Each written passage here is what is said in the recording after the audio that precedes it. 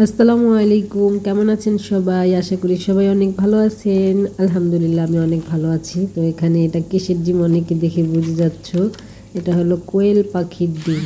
তো অনেকে পছন্দ করো, অনেকে করো না, বাট আমার কাছে অনেক ভালো লাগে ছোট ছোট ডিম। তো এখন এগুলো আমি কি করব, প্রথমে আর এখানে এই যে 18 পিস আছে। তো দুবাইতে 10 দিরহাম নিয়েছে এটা। এখন আমি এগুলো ভালো করে ধুয়ে তারপর দেন সিদ্ধ বসাই দিব। তো আজকে তোমাদের সাথে কি শেয়ার করব এটাই, কোয়েল পাখির ডিমের রেসিপিটা। এটা আমি হালকা পেঁয়াজ দিয়ে জাস্ট একটু ভুনা করব। তো তোমরাও চাইলে এভাবে করতে পারো আমার মতো। তো আমি কিভাবে পেঁয়াজ দিয়ে ডিমগুলো ভুনা করতেছি সেটাই তোমাদেরকে দেখাবো। তো এখন আমি এগুলো সিদ্ধ বসাই দেব। এই যে আমি সিদ্ধ বসাই দিছি, ডিমগুলো ভালো করে ধুয়ে, অবশ্যই ভালো করে ধুয়ে নেবেন, কারণ ডিমের উপরে অনেক আবর্জনা থাকে যেগুলো মানে পাখির অনেক। আর এই যে বলক চলে আসছে ডিম সিদ্ধ। তো এগুলা কিন্তু ডিমগুলো অনেক শক্ত থাকে আর খোসা সহজে ভাঙে না, আমি দেখছি। তো এই যে সিদ্ধ করার পরে ঠান্ডা পানি দিয়ে ভিজিয়ে তারপরে এখন আমি এগুলো পরিষ্কার করে নিচ্ছি। তো সুন্দর করে দেখো, খোসাগুলো অনেকটাই নরম, মানে ডিমের থেকে খোলানোর পরে খোসা একেবারে নরম, অথচ ডিমের গায়ের থেকে খোসাগুলো সহজে ছুটতে চায় না। তো আর এই যে দেখো কিভাবে আমি কি সুন্দর করে খোসা ছাড়িয়ে নিচ্ছি। তো খোসা ছাড়ানোর পরে তারপর দেন আমি কিভাবে ডিমটা ভুনা করি তোমাদেরকে দেখাবো। জাস্ট বড় ডিম যেভাবে ভুনা করি আমরা, সেম ওইভাবেই এটাকে আমি কুক করব। তো এই যে আবার একটার সাথে আরেকটা বাড়ি দিয়ে না ফাটাইলে কেমন যেন খুলতেছিল না খোসাগুলো। তো এই কারণে আমি সুন্দর বড় ডিমের মতোই সেম ভালোই লাগতেছে আমার কাছে। ছোট ছোট ডিম ক্লিন করতেছি, কি সুন্দর, অনেক ভালো লাগতেছে। যাই হোক, সবগুলো ডিম আমি এক এক করে ক্লিন করে নেই, তারপরে আবার তোমাদেরকে দেখাবো কেমন দেখা যায়। আমার কাছে তো অনেক ভালো লাগতেছে, আমি অনেক এনজয় করতেছি ডিমগুলো সিলতেছি। 18 পিস, অনেকক্ষণ টাইম লাগছে, খুব আস্তে আস্তে সিলতে হবে, না হলে কিন্তু, কারণ এতটুকু ডিম ধরবেনি কই আর আপনি সিলবেনি কোথায়। তো অনেক কেয়ারফুলভাবে সিলতে হবে। যাই হোক, এই যে এক এক করে সবই সিলে নিচ্ছি। তো তোমরা কারা কারা কোয়েল পাখির ডিম পছন্দ করো অবশ্যই জানাবা। তো এই যে ফাইনাল সবগুলো ডিম আমার ছিলা হয়ে গেছে, আর অনেক কষ্টই হয়েছে, কারণ ছোট ছোট ডিম তো ধরবো কই আর সিলবো কোথায় সেটাই আমি বুঝে উঠতে পারি না। তো অনেকক্ষণ সময় লাগছে, এখন আমি ভুনা করব। তো ভুনা করার জন্য এখানে আমি ডিমগুলো প্লেটে নিয়ে এখন হালকা পরিমাণ হলুদের ফাঁকে আর লবণ দিয়ে একটু মেখে তারপর দেন তেলে ভেজে নিব।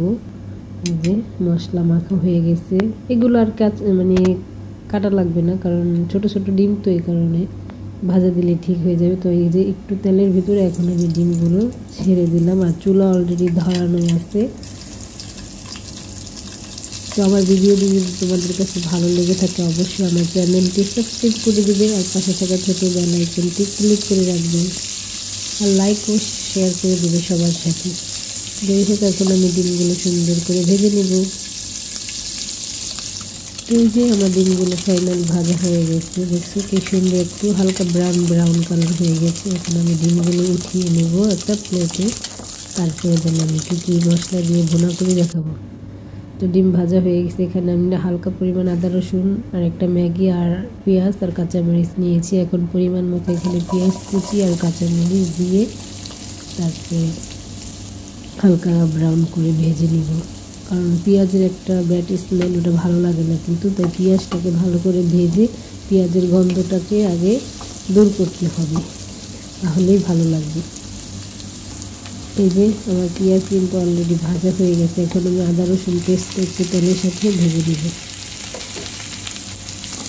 অবশ্যই বেশি ভাজা যাবে না, তাহলে দেখবেন কি তেল ছিটবে। অলরেডি তেলগুলো ছিটছে, কারণ আমি পানি দিয়ে দিলাম একটু পরিমাণ মতো। তো এখন পানি দেওয়ার পরে আমি এখানে মশলা অ্যাড করব।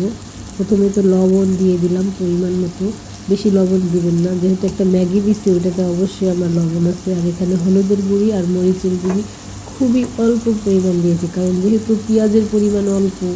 আর দিয়ে দিলাম ধনিয়ার গুঁড়ি।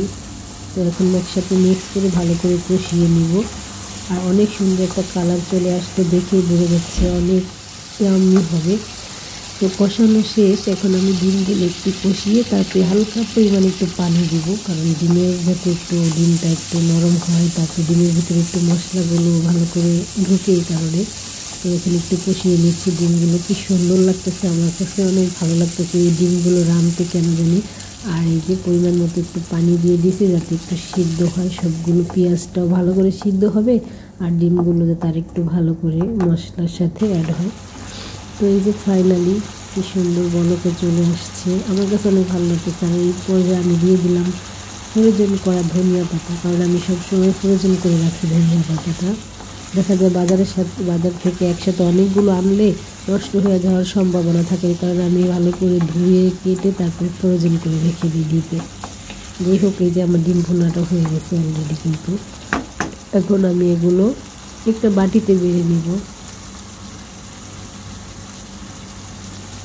Wow, yummy. এই তো ফাইনাল লুক, অনেক সুন্দর দেখা যাইতেছে না? ছোট ছোট ডিম, মানে আর ভেঙে খাওয়া লাগবে না, প্রত্যেকটা এক এক ভাতের নলায় এক একটা ডিম দেওয়া যাবে এরকম। আমি অনেক এনজয় করছি, আর সবগুলো ডিম আমি একাই খেয়েছি, কারণ আমার ননদ পছন্দ করে না, ওর কাছে নাকি ভালো লাগে না এই কারণে। তো সবাই ভালো থাকবেন, আল্লাহ হাফিজ, আসসালামু আলাইকুম।